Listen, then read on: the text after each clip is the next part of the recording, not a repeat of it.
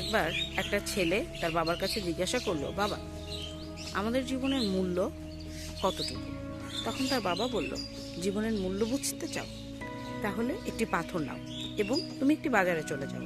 তবে কেউ দাম জিজ্ঞাসা করলে তুমি মোটেই কথা বলবে না, দুইটা আঙুল দেখিয়ে দেবে। যথারীতি ছেলেটি বাজারে চলে গেল ওই একটি পাথর নিয়ে, কিন্তু সে কারোর সাথে কোনো কথা বলল না। কিছুক্ষণ বসে রইল। তারপর একজন বৃদ্ধা মহিলা তার কাছে জিজ্ঞাসা করলো, এই পাথরের দাম কত? তখন সে কিছুই বলল না, দুইটা আঙুল দেখিয়ে দিল। তখন ওই বৃদ্ধা মহিলা বলল, এই পাথরের দাম 200 টাকা। সে তো অবাক হয়ে গেল, একটা পাথরের দাম 200 টাকা? পাথর তো সব জায়গায় পাওয়া যায়।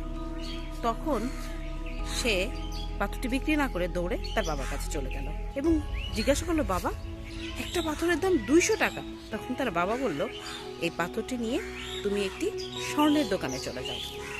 এবং সে তাই গেল এবং দেখতে পেল পেছনে থাকা একটা বৃদ্ধ দৌড়ে এসে বলল, আরে, এই পাথরের জন্য তো আমি সারা জীবন নষ্ট করেছি, এই পাথরের দাম কত? তখন সে বলল, সে কিছুই বলল না, সে দুইটা আঙুল দেখিয়ে দিল।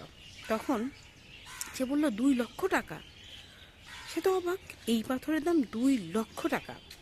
তারপর সে ওই পাথরটি নিয়ে দৌড়ে আবারও তার বাবার কাছে চলে আসলো। তার বাবার কাছে বলল, বাবা, এই পাথরের দাম 2 লক্ষ টাকা।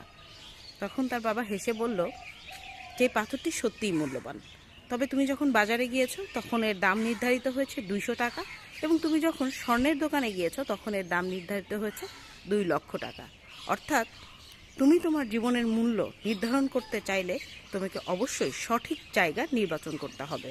সঠিক জায়গা নির্বাচন না করলে তুমি যতই মূল্যবান হও না কেন, তুমি আসলে মূল্যহীন।